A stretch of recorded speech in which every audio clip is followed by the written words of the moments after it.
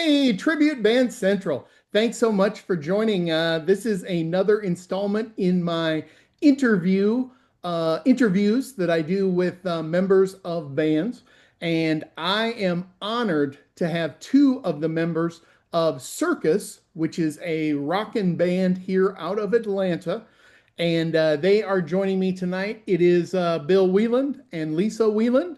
And I am just so impressed that you guys took some time out of your busy schedule to come by and say hello. So welcome to the channel. How are you guys doing? Doing great. We're doing great. Thank you for having us. Yeah. Oh, you're very welcome. Very welcome. Now, you two are married and Yes. you're in the band together. Bill, you're drummer. Yep. And Lisa, you do vocals. Do you play any instruments also or just vocals? In my dreams, I do, but no. No problem. No problem. Well, tell me a little bit about your musical background. How long have you been playing? What kind of stuff? How did you get to where you're at today? You want to go first? All right, I'll start as quickly as I can. I was a kindergarten student in New York. You could join chorus in the first grade. And the first graders gave us kindergartners a chorus concert. And I was sitting Indian style next to another student next to me. And when they were all singing, I elbowed the person next to me and I said, "You see that? That's what I want to do." And I knew from there on in, I was going to be a singer, that I wanted to be in front of people and that I wanted to be able to sing. Wow. That is incredible to know it at that point in your life. That really is. I know. It is kind of bizarre when I say it out loud, but that is absolutely the truth. And then I pursued just being able to sing from there. Excellent. Excellent. Bill, how about you? For me, I started, we both grew up in New York. So I started in marching bands, actually. In New York, in upstate New York, all the volunteer fire departments had a drum corps. Yeah. And my dad was a volunteer fireman.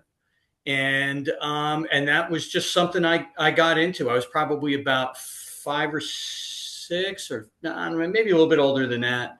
I mean, as soon as I was able to join, I got in there and I kind of messed around with a couple of different instruments before I ended up on the drums. And that didn't take very long. That was where I started. It all kind of started there. A couple of years later, a buddy of mine had a drum kit. And I sat down at his drum kit. He showed me a couple of things, and that was it. After I got the itch and begged my parents for a drum kit, and that's how it pretty much started.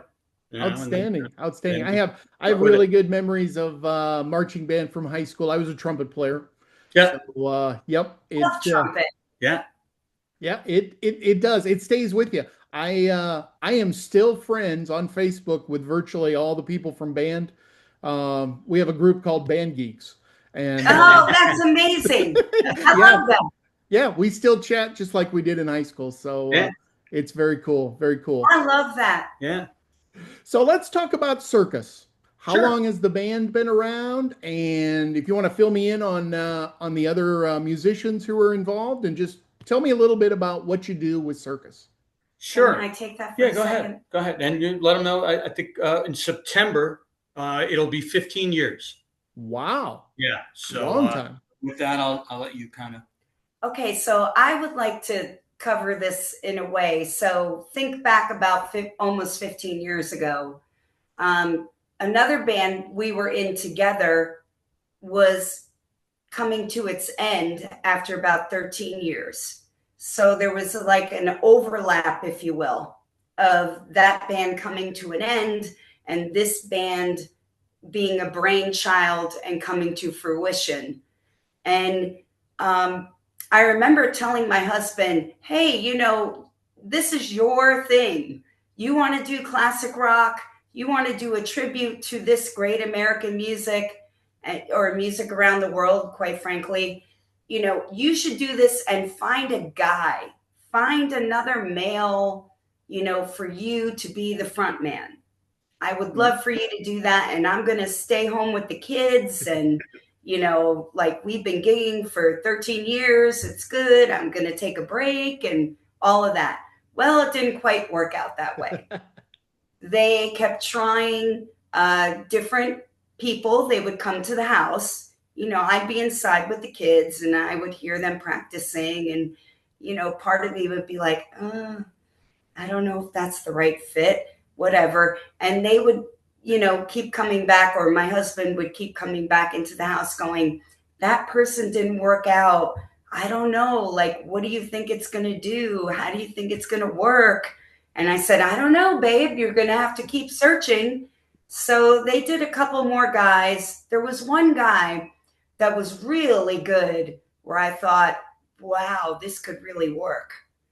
And that night, my husband came in from the garage into the living room and I had tears in my eyes. Really? And he said to me, why are you crying? And I said, I don't know. I think I'm just happy for you because I think this might be the one. What do you think? And he's like, no, we're all thinking different than you're thinking. Like, we don't think this is the guy. We think you should come out and try again. Would you like to come out and help us keep time one more time? And I said, okay, yeah, I'll try again. And I did. And the quickest way I can round it up is the day that I had more tears in my eyes and said, I don't know what to do. Bill said, do you really want to join this band? And I said, I don't know what to say. I don't know. Just make a decision, he said, Lise, because we've all been waiting. We've all been waiting to hear from you. And when I said yes, he opened up the door to the garage and said, she said yes. And all basically cheered. And that's how. It's pretty much how it came about. Pretty much how it came about. Outstanding. No, that is a wonderful story. And I'm glad that you really took your time to come around.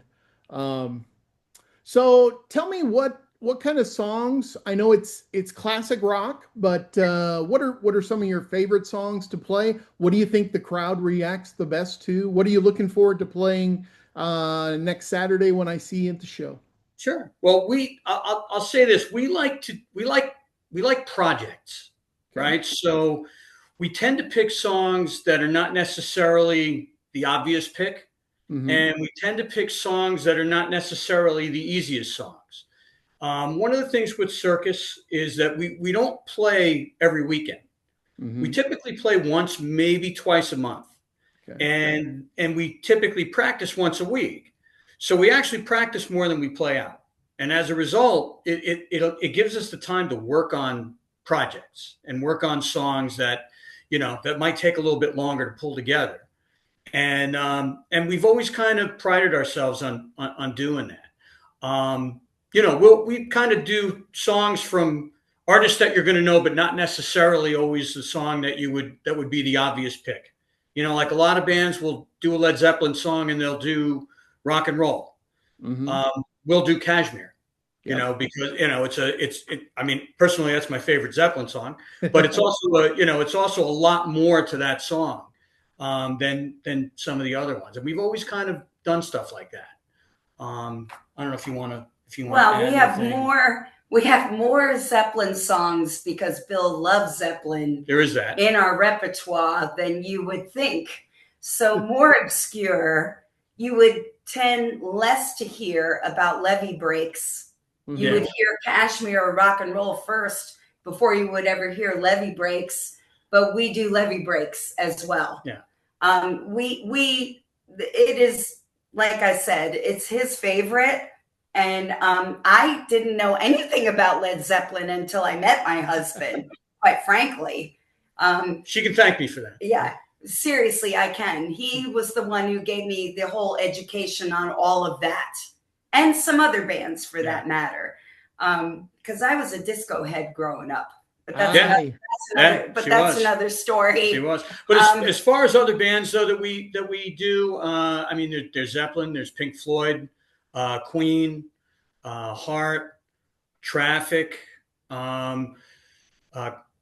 do some Carly Simon. Cream, Yeah, Cream, Carly Simon. Clapton. Yeah. I said Traffic. Yeah, Boston. I mean, it's kind of Fleetwood Mac. It's kind of all over the place, and that's what makes it fun. To that era specifically. Yeah. Well, and you mentioned Boston, which is a kind of a favorite of mine growing up, and their music is difficult. Yeah. Yes. Yeah. I mean, the Tom Scholz was quite the musician, but he was also literally a mathematician. And yes. Yeah. He's a mad scientist. Yeah, he went to MIT, I believe. And yeah, I know the whole story about that's one of my favorite music stories, is how, that whole Boston album came about, and the fact that it was really just a demo that he did in his basement. And, yeah. It's just crazy. He was a mad scientist. And while we do Boston, we do it to the best of our ability, but we are not that kind of a mad scientist. Yeah. But we try to give everybody the feels and the memory of as if they were at the concert, if they were so lucky enough to be at. Yeah. We feel that we do a pretty good job considering, our status on the totem pole as far as bands go. Yeah. Cool. Well, let's talk a little bit about your next upcoming gig, or at least I think it's not. I don't think you have anything between now and then. Guston's in Woodstock, Georgia. It's on June 21st. 9:30 p.m. goes till midnight, maybe a little later. Till 1. Till 1. Great. 1. And I am going to be at the show. So if any of the listeners attend, please come up, say hello. I love to get some video of people who are members of Tribute Band Central and talk to you there at the show. And so tell me any other gigs that you would like to bring up so that people can keep track. I will put a link to your Facebook page on the comments so people can look it up. But what other shows you got coming up? So let me see. A week later, after that, on June 28th, we're up in Ellijay for the Picking on the Porch. And I forgot the name of the place in Ellijay where they have it, but I mean, you can find it on our, we have an event up for that one, but that's Picking on the Porch in Ellijay. On August 15th, we're at Lucky's Burgers and Brews at 6 p.m. On the 20th of August, we're over at Mad Life in Woodstock on the big stage at, I think we're playing at 9 p.m. September 12th, we're at Alpharetta City Center, concert on the Green at 7 p.m. And then we're back at Guston's in Woodstock on September 13th. So that's everything we've got coming up in the nearest future. Excellent. Thanks for sharing that. Sure. And like I said, it will be in the comments. And I am looking forward to seeing you in a week and a half, and definitely, hopefully, to see you again. I go to Mad Life pretty regular, so I'll probably be able to make that show also. Cool. I got 2 questions left. I kind of asked these to pretty much everybody, but sure. What would you say to the audience if you have more than just that 20 seconds that you get to say something in between songs? Let me just say this. that Lisa's very chatty. You already know that, Harlan. So Lisa regularly talks more than 20 seconds. So, but go ahead, Listen, I feel so blessed to be able to do what we do. I feel so blessed when anybody, it could be one person in the room, 10 people in the room, or 100 people in the room, or more. It doesn't matter. I just feel blessed that we're able to perform at the level that we're able to perform. It makes me smile. It makes me smile even more to see those people smile.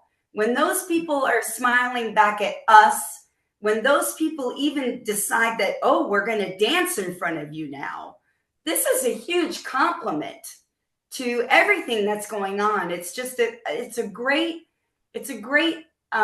exchange of energy that is priceless to them and to us.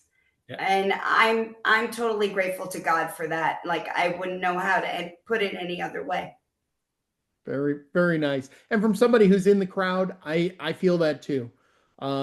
We get energy from you, you get energy from us. And so my last question, do you attend tribute bands in your off time? We in our off time, we attend live music a lot. It's not necessarily tribute bands. It's all of it. I mean, we have friends that are in original bands, tribute bands, cover bands, and we just appreciate live music. And whenever we're not playing, that's typically where we end up. I mean, even if we don't plan on it, we might go out to dinner, and then we usually end up seeing who's playing around town and just trying to catch somebody. And Correct. I mean, first and foremost, we're fans. Great. We're total fans of what we do, and we love doing what we do. So if there is a tribute band that we really want to see, and there's a lot of them, Yeah. It all depends. Are we working? If we're working, well, darn, Yeah. we can't go see them because we're working. Or is it a night we're off and they're off? Like, it's a whole mixed bag of like who we can see when we can see them. So that's what Bill means, is we will go see whoever we possibly can see in the moment that we're free to do so. Because we have friends in tribute bands, we have friends in cover bands, we have friends in original bands. I mean, we're connected through the musical group, and we love them all. Yeah. We will go to see as many of them as we can possibly see when we're free to do so. If you haven't, kind of come in contact with it already, the thing that we find with the musical community, at least in the Atlanta area, I find it's real supportive. Originally we're from New York, and 20 something years ago, and New York is very cutthroat. There wasn't a lot of bands supporting each other, and if you were trying to get into a place where one band was playing and maybe you wanted to get the contact of how you get in or who you talk to, it wasn't always easy to get that contact. And I find that like everybody tends to support each other around here, and it's nice. It's the way, I think it's the way it should be. Absolutely. I sense that too. There's a lot of community, we love that. I from the audience perspective, I think it's great. And from the musician perspective, I think it's important and it's great. Yeah. Because you need to support each other. And live music is getting less and less. And it's an art form that we don't want to lose. Absolutely. I want my grandchildren to be able to go see live music. And I'm hoping that we can keep it going. And it does seem like right now tribute bands are a very hot item. Yeah. They are a huge hot item. It's kind of funny. I mean, I think it's going to end up, staying this way for a while, maybe even getting big. And a lot of it is just, a lot of the bands that people want to go see are there's no other way to say it. They're older bands, and they're either not doing it anymore or they can't do it anymore. And the only way that you're going to see that music live is by going to see a cover band or going to see a tribute band. I mean, that's just the only way. And some people get down on the tribute bands. Well, and speaking for myself, back in the day, you could have friends that had really cool parents that you were like 7 or 8 years old, and they took you to the shows, the original OG shows, and they would sit you up on their shoulders and you have a vague memory of like, yeah, mom and dad took me to see Elvis Presley, or mom and dad took me to see the Beatles, or mom and dad took me to see this. And I'm just like, my parents were all right, but my parents did not do that kind of thing. We used to take our kids to see Kiss. That was like going to the circus every year. Right. We would take the kids to see Kiss, and they loved it. But we're just like, I'm one of those people that didn't get to go see those bands because my parents were not up to that. You know what I mean? So now I'm looking for who's ever alive still to perform. I'm going to try to catch their concert if I'm not gigging myself, Yeah. or I really just want to like try to emulate who that is to give people the experience just like me that they didn't get a chance to have, and give them the best live experience I possibly can. Great, great. Well, I sincerely want to thank you for taking some time out to speak to me tonight. One more time, I will plug Gustin's in Woodstock. That is June 21st, 9:30 p.m. And I will be there. For the folks on the channel, be sure to like, share, and subscribe. That certainly helps my channel. We are growing, and we are going to be a great community to talk to bands, talk to venues, put up concert footage, and share stories and memories, which to me is the best thing about tribute bands, is the memory that I get from those songs that were from high school or college or even 100%. Yeah. absolutely. 100%. 100%. Right there with you. So, all right. Well, thank you again. And I am excited to see Circus. So, you guys take care, and Tribute Band Central.